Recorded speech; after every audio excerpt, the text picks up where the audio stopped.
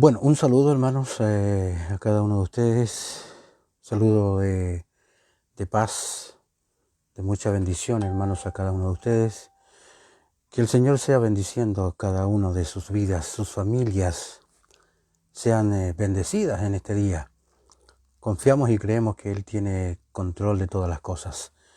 Él es bueno, Él es maravilloso. Estamos aquí entonces a la luz de las Escrituras, hermanos, de lunes a viernes, de 10:30 a 11:15 de la mañana. Estamos haciendo un análisis breve de lo que es la palabra del Señor. Así que ayúdanos a compartir, hermanos, la enseñanza que más de alguien le puede ser útil, ¿no? Estamos en el libro de Hebreos ya, en el libro de Hebreos, entrando al capítulo 4, hermanos, ahí hay harto que poder compartir, hay hartas cosas que podemos hacer, ¿ah? Está bastante interesante, hermanos, Hebreos. La verdad es que no me había metido nunca tanto con Hebreos, porque es increíble, ¿no? Veíamos cómo el autor de Hebreos intenta, hermanos, explicarle a su propio pueblo, explicarle, ¿no es cierto?, que Él es superior, no solo a los profetas, no solo a los ángeles, también es superior a Moisés, y que Él es el mismo Dios. Así que por lo tanto, hermanos, vemos que es interesante poder hacer esto, de poder hablar un poquito de la palabra del Señor. Ahora vamos a ver el capítulo 4, vamos a ver aquí, el capítulo 4, hermanos, es muy interesante, ¿no? Ya está hablando de entrar a su reposo. Vamos a entender un poquito lo que significa el tema de reposo, o cómo entrar en el reposo de Dios. Y de hecho en los primeros versículos se repite la advertencia, hermanos, que no se pierdan el reposo de Dios, no se lo pierdan, ¿ya? Así que voy a ver si leo algunos versículos. Dice así, por eso mientras siga en pie la promesa de descansar con Dios, debemos tener cuidado. Sería una lástima que alguno de ustedes no pudiera recibir de Dios ese descanso. Porque nosotros oímos la buena noticia, igual que aquellos israelitas que salieron de Egipto. Solo que a ellos no les sirvió de nada oírla, porque no creyeron en el mensaje. Nosotros, en cambio, los que sí hemos creído en la buena noticia, disfrutaremos de la paz y de la tranquilidad que Dios nos ha prometido. Pero a los que no creyeron, Dios les dijo: por eso yo, ya enojado, decidí, no voy a permitirles entrar en la tierra prometida donde los haré descansar. Y Dios dijo esto refiriéndose a su descanso cuando terminó de crear el mundo. Porque en alguna parte de la Biblia se habla así del día sábado. En el séptimo día Dios descansó de todo su trabajo. Y en cuanto a este punto, vuelve a decir: ustedes jamás entrarán en mi lugar de reposo. Entonces, los primeros en oír la buena noticia desobedecieron, dice, a Dios, y por eso no pudieron recibir su descanso. Pero la promesa de Dios sigue en pie, porque Él nos dio una nueva oportunidad, como lo dijo por medio de David en el pasaje de la Biblia que ya mencionamos. Si hoy, dice, escuchan la voz de Dios, no sean tercos, no sean tan tercos, dice, ¿ya? Si Josué hubiera podido hacer que los israelitas descansaran realmente en paz y tranquilidad, Dios no habría hablado de otra oportunidad. Hasta allí voy a dejar entonces, y yo quiero solamente hablarles quizás los primeros versículos, hermanos, como vemos como los privilegios que tenemos con el Evangelio son más grandes que los que había bajo la ley de Moisés, ¿ya? Aunque en sustancia se predicó el mismo Evangelio, hermano, en ambos testamentos. En ambos testamentos, hermanos, se predicó el mismo Evangelio, ¿ya? Entonces, hermanos, en todo tiempo ha habido muchos oyentes que no aprovechan esto, que no han aprovechado, y la incredulidad de alguna manera, hermanos, se halla en la raíz de toda esterilidad cuando se está bajo la palabra. O sea, hermanos, cuando nosotros escuchamos la voz del Señor, necesitamos creerla absolutamente, con toda nuestra fuerza. Entonces, la fe del que oye es la vida de la palabra en el fondo. ¿Me entiendes? La fe del que oye es, ¿no es cierto? Es la esencia, por así decirlo, ¿no? Así que, si, hermanos, no sacamos nada con leer, escuchar, o la palabra de alguna manera, si no la creemos. Entonces, hay una triste consecuencia del descuido parcial, ya, y de una profesión vacilante y relajada, es que a menudo, hermanos, hace que los hombres no la alcancen. Y hay un montón de gente, hermanos, que ha quedado en el camino por lo mismo. Entonces, pongamos diligencia. Eso es lo que trata de decir el autor aquí. Pongamos diligencia para que tengamos una entrada clara al reino de Dios. ¿Se fija? Tenemos que tener una entrada clarísima al reino de Dios. Entonces, como Dios terminó su obra y entonces descansó, hará que los que creen acaben su obra y luego disfruten su reposo, hermanos. Entonces, evidente es que resta un día de reposo, ¿ya? Para el pueblo de Dios, ¿ya? Más espiritual y más excelente que el del séptimo día, ¿no? O aquel al cual Josué, ¿no es cierto?, guió a los judíos. Entonces, este reposo es un reposo de gracia, el que estamos hablando, el que aquí ofrece Hebreos a nosotros. Es un reposo de gracia, de consuelo. Es un reposo de santidad en el estado del Evangelio, porque ahí nosotros hemos creído. Reposo en gloria es donde el pueblo de Dios disfrutará, ¿no es cierto?, el fin, ¿no es cierto?, de su fe, ¿ya? Y el objeto de todos sus deseos. En este caso, cuando ya estemos en su presencia, ese le podemos llamar el reposo de gloria, ¿ya? Y entonces el reposo, que es el tema del razonamiento aquí del apóstol, y del cual concluye que queda por ser disfrutado, es indudablemente el reposo celestial que queda para el pueblo del Señor. Ese es el reposo que queda para nosotros, ¿ya? Y que se opone al estado de trabajos y trastornos de este mundo, ¿no? Estamos hablando, hermanos, que es el reposo, ¿ya?, que obtendremos o que obtendrán cuando el Señor Jesús aparezca desde el cielo, ¿no? Pero los que no creen nunca, los que siempre vacilan, siempre están si creen o no creen, ya nunca van a entrar en este reposo espiritual. Cierto sea el de gracia aquí o el de gloria, que es el que vamos a tener cuando Él aparezca. Entonces, Dios siempre ha declarado, hermanos, que el reposo del hombre está en Él, ¿me entiende? En una relación profunda con Él. ¿Me entiendes? Entonces que es importante, hermano, que podamos entender esto y que su amor es la única dicha verdadera del alma, ¿no? Y la fe en sus promesas, ¿cierto? Por medio de su Hijo, es el único camino para que nosotros podamos entrar ahí. No hay otra fe, no hay otra razón. Es por fe en el Hijo, ¿no? Así que, hermano, vamos a echar una miradita un poquito más profundo con respecto a esto. Vamos a ver, hermanos, cómo es interesante que podamos... Es verdad que la promesa que ofrece la entrada... Voy a leer otra versión. Es verdad que la promesa que ofrece la entrada en el reposo de Dios todavía nos sigue abierta. Pero tened cuidado, dice, no sea que alguno de vosotros se encuentre excluidos. Ahí hay otra frase bien interesante.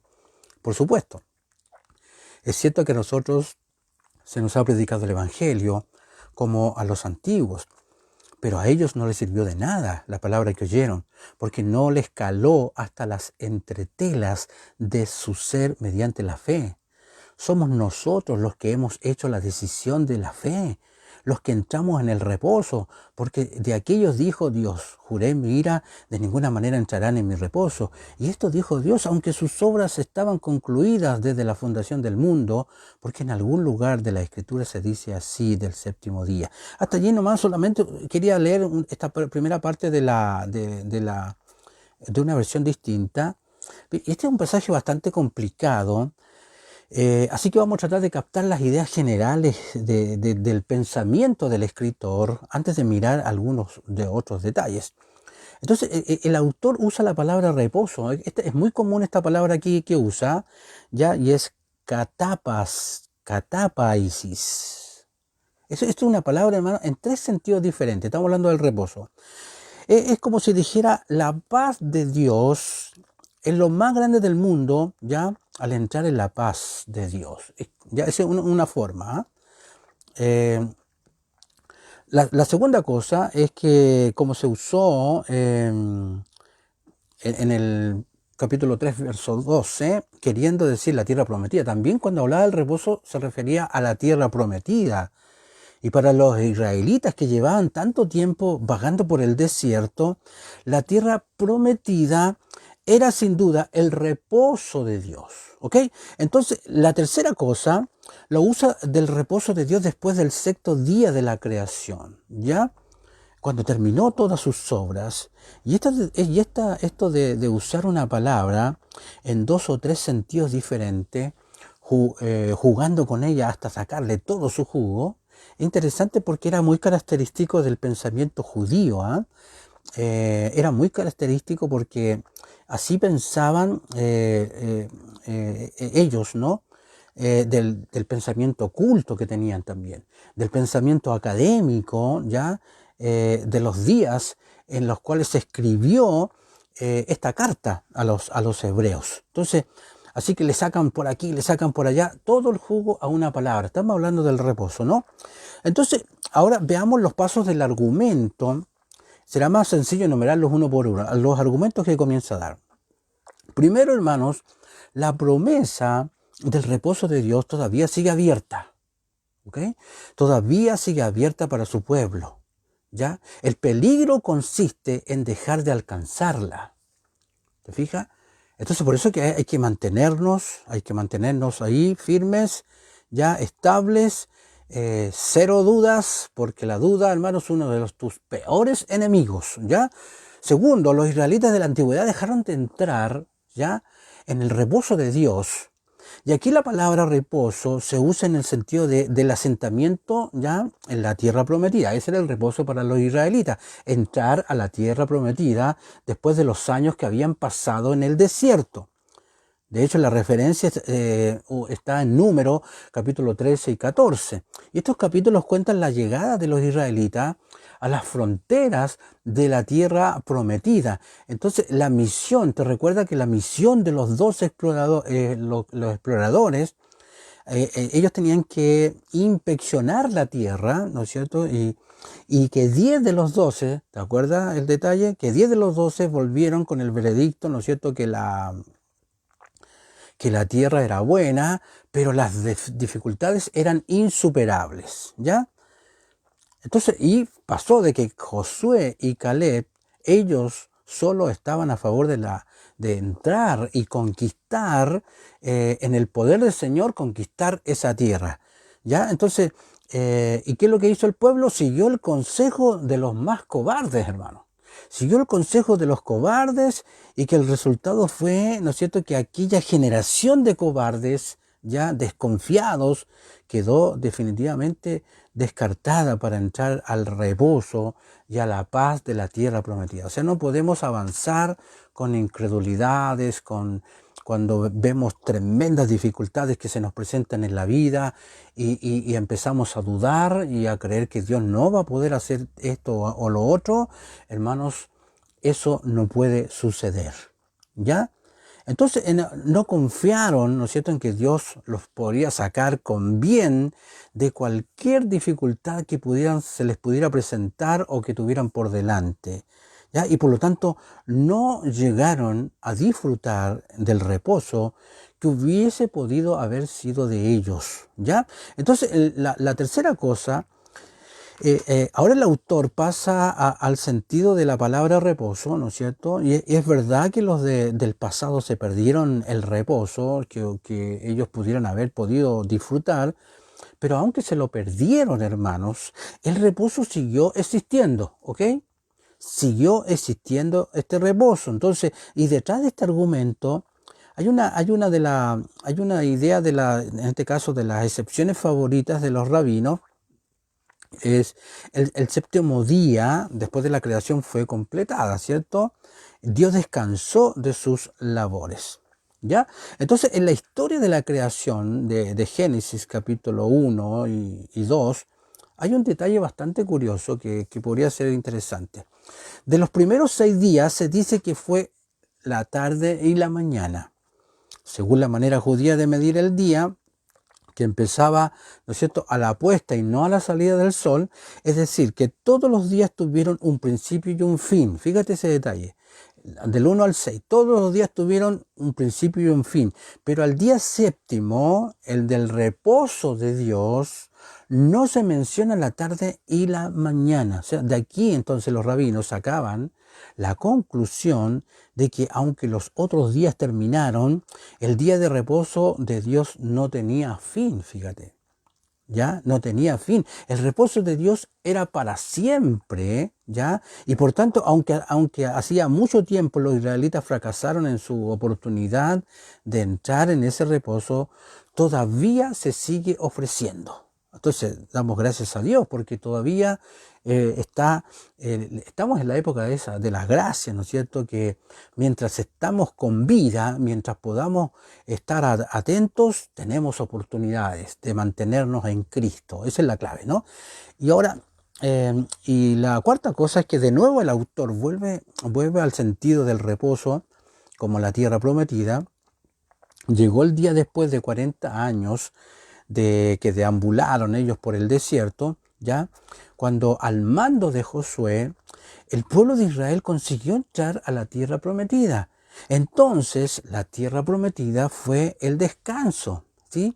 Ahí fue el descanso para ellos y se podría pensar que entonces se cumplió la promesa, ¿ya? Pero no, otro punto, no, hermano, no fue así. La promesa no se agotó.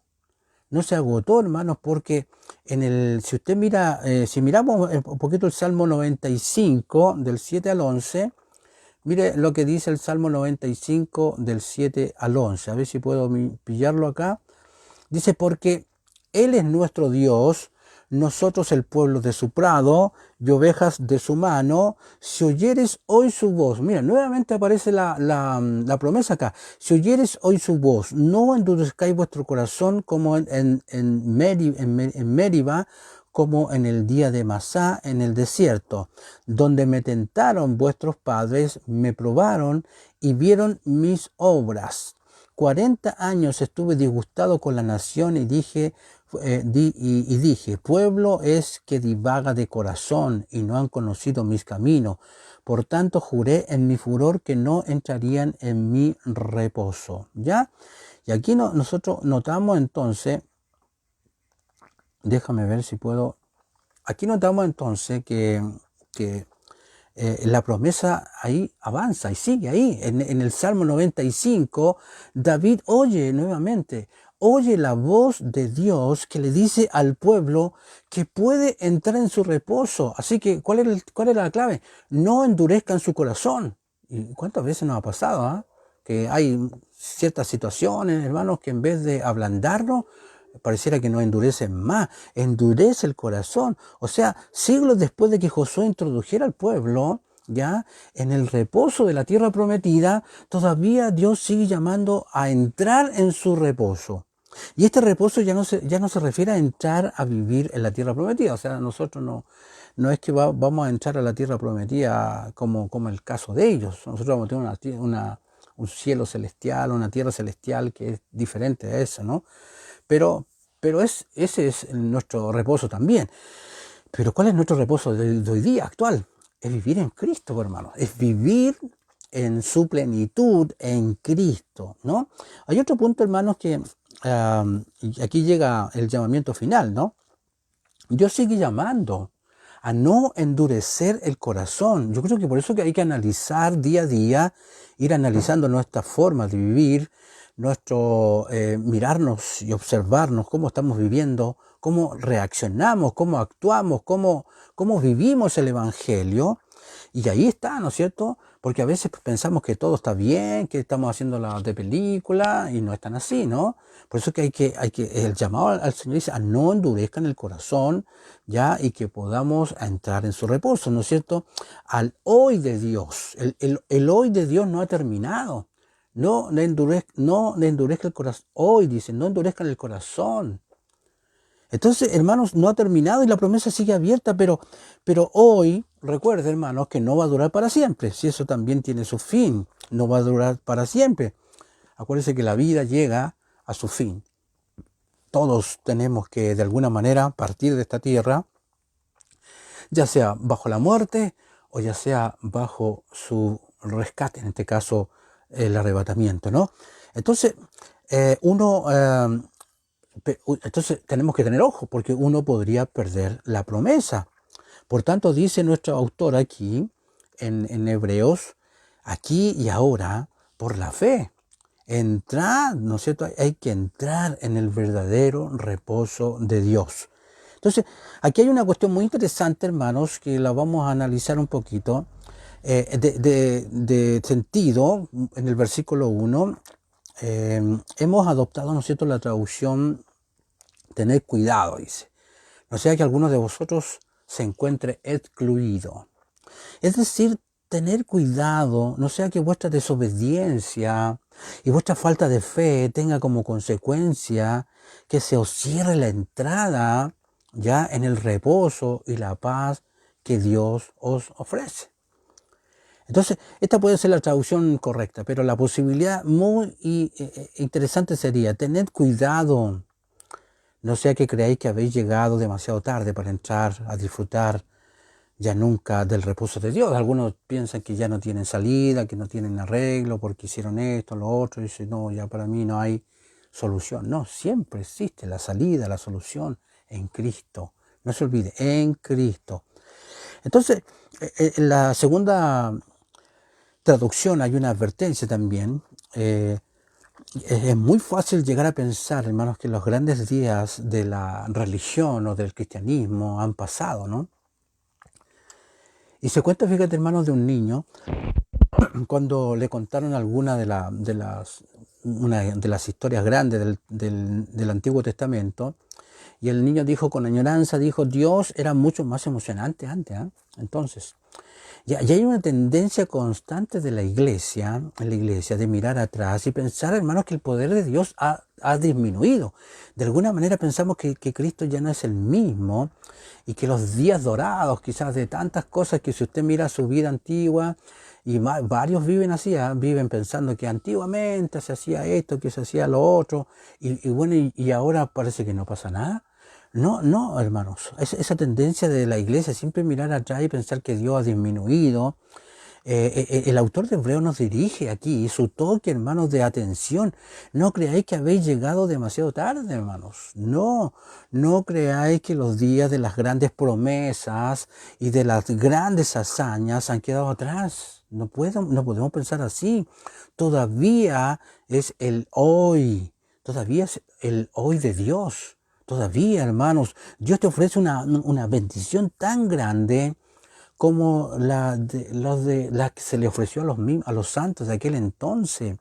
Y te propone, ¿no es cierto?, una tremenda aventura maravillosa como la de aquellos héroes de la fe.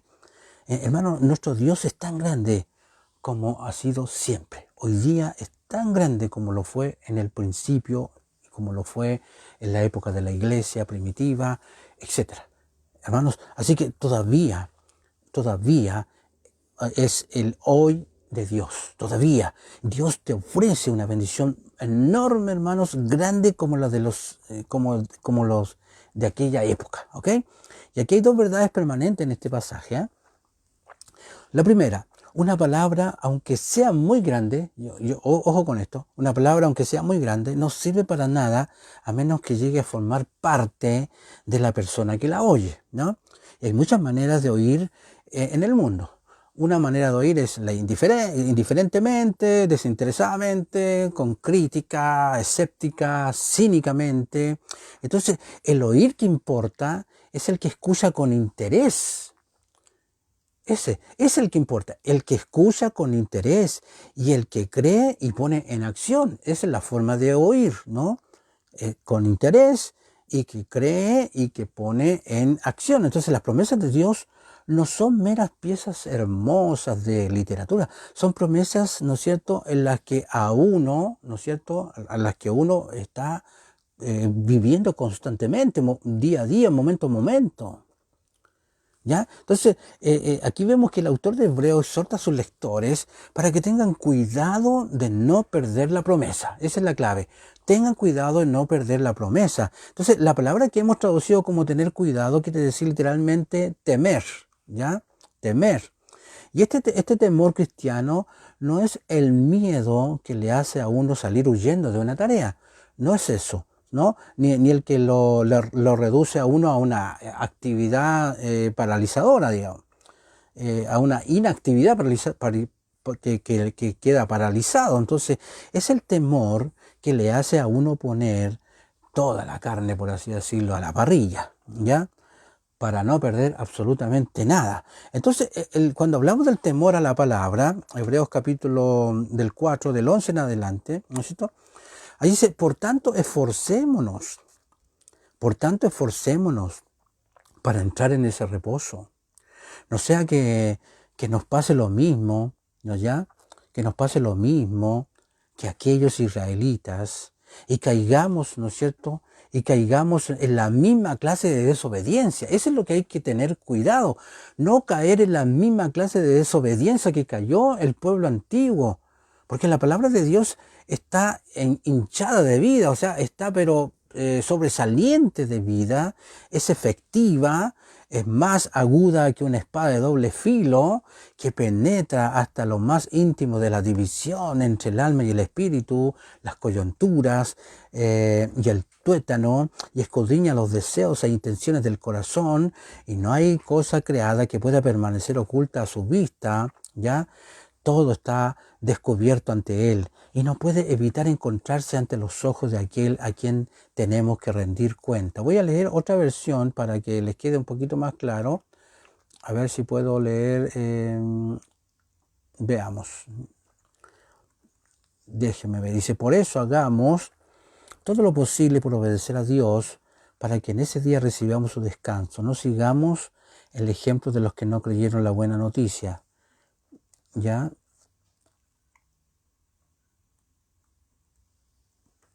A ver,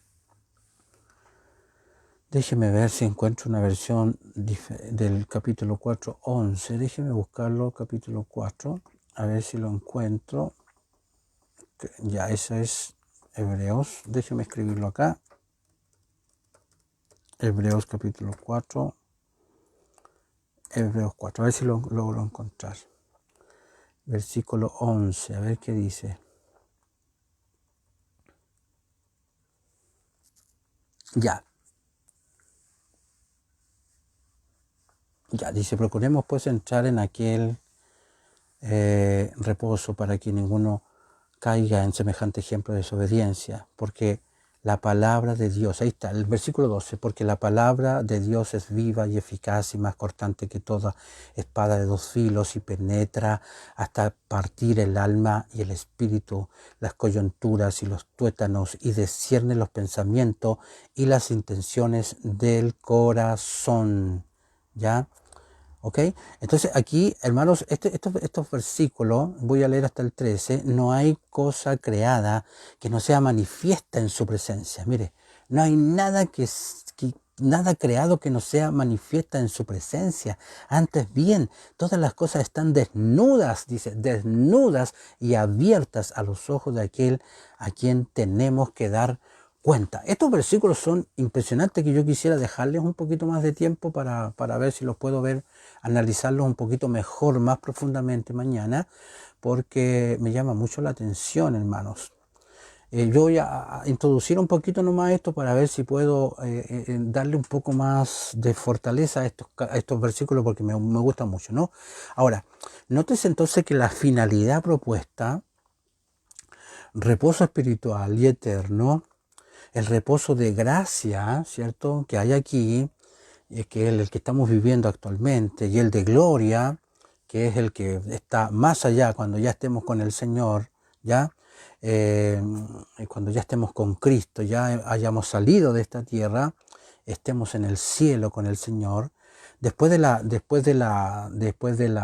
labor de vida y diligente, vendrá el reposo dulce y satisfactorio, ¿ya? El trabajo de ahora hará mucho más placentero el reposo cuando llegue, ¿no? Y trabajemos y estimulémonos los unos a los otros. Esa es la clave. Hay que estimularnos unos a los otros, ¿no es cierto?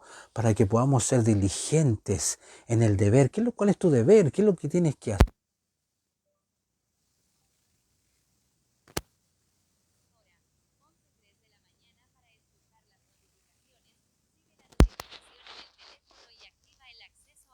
Ya, es muy importante entonces que podamos, hermanos, tener esta situación, ¿no? Que podamos, ¿no es cierto?, estimularnos los unos a los otros.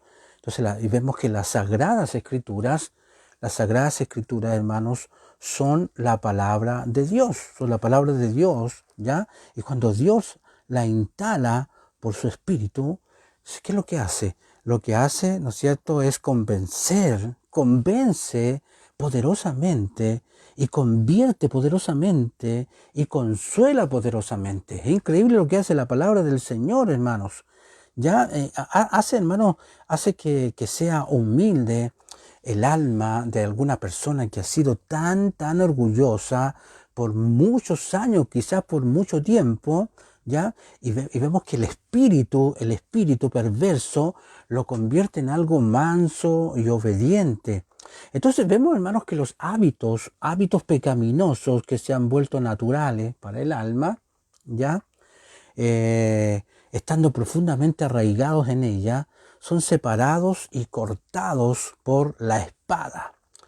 Y vemos increíble lo que hace la palabra, y dejará al descubierto a los hombres, ¿qué cosa? Sus pensamientos, sus propósitos y las vilezas de muchas personas, hermanos, van a quedar al desnudo, como dice la palabra allí, ¿no? Entonces, y vemos entonces, hermanos, que los malos principios que los mueven, todas esas cosas aparecerán. Entonces, y vemos que la finalidad es pecaminosa, para las cuales actúan, ¿cierto? La palabra mostrará al pecador todo lo que hay en su corazón. Y eso fue lo que hizo. Fíjate que cuando nosotros nos convertimos, eso empezó a hacer el Señor en nosotros. Por eso es que la palabra no pasa de moda, hermano. La palabra siempre sí ha sido como una palabra tan eficaz, tan efectiva, tan viva. Han pasado siglos y siglos y los libros siguen muriendo por allí. Ya hay libros que ya no se leen, ningún libro de los escritores griegos ya no se leen. Sin embargo, la Biblia sigue viva de una manera increíble.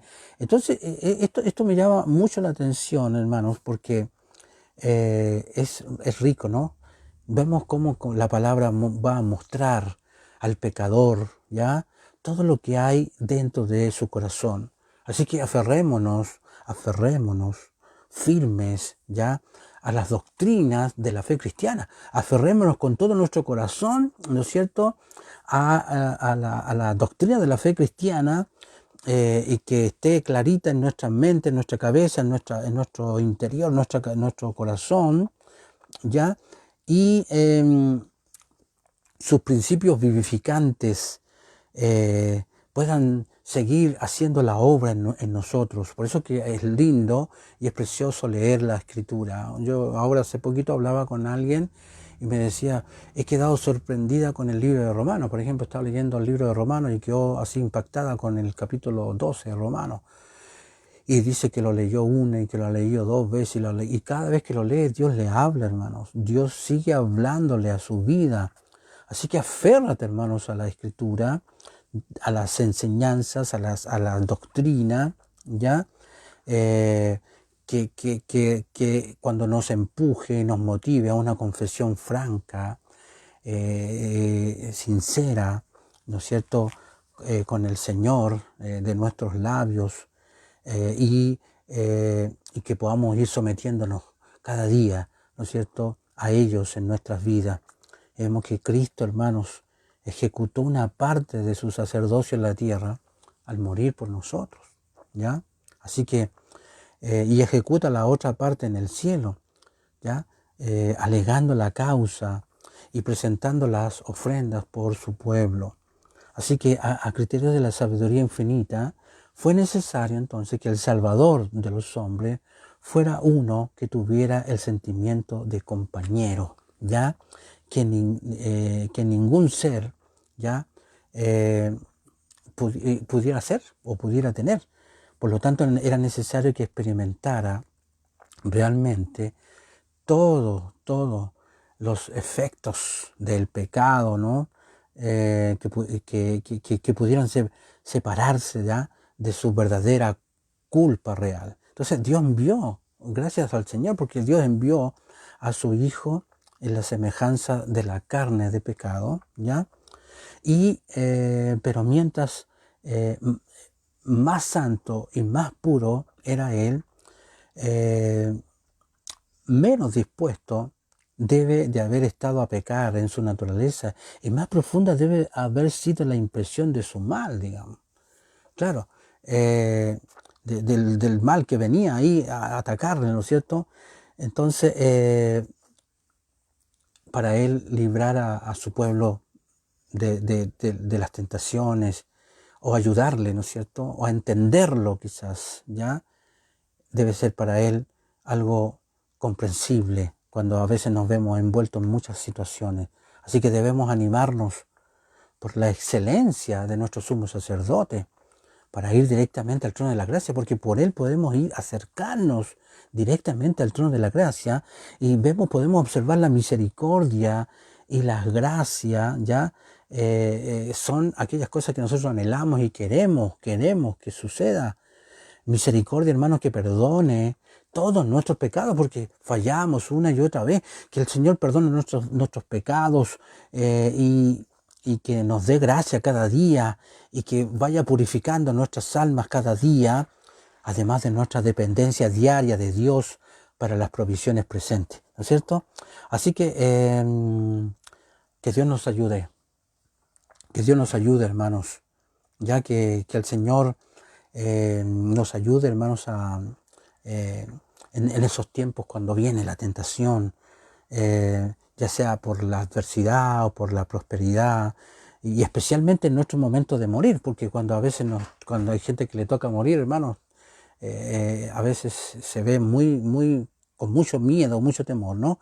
Entonces tenemos que ir al trono de justicia con reverencia y con santo temor, ¿ya? Pero no como arrastrados, ni mucho menos, sino invitados. Somos invitados por Cristo, acuérdense, somos invitados por Cristo al trono de misericordia donde reina la gracia. Así que tenemos de nuevo, ¿no es cierto?, por la sangre de Jesús para entrar al lugar santísimo. Tenemos libre entrada por la sangre de Jesús. No se olvide que Él es nuestro abogado y ha adquirido todo lo que nuestras almas puedan desear o querer. Así que mañana quiero continuar con porque me interesa enfatizar un poquito más estos capítulos, porque este capítulo 4, porque creo que hay algunas cosas interesantes ahí. Amén. Así que, hermanos, el Señor nos estamos viendo mañana en esta misma hora.